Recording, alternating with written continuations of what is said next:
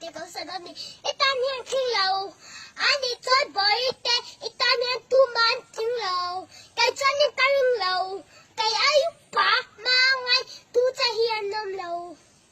kay kasen male wana pa pon donila din kuk lawe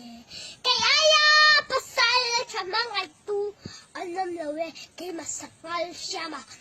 Pom tutur tung pjanung ai chukla itaya kilo ani chan boy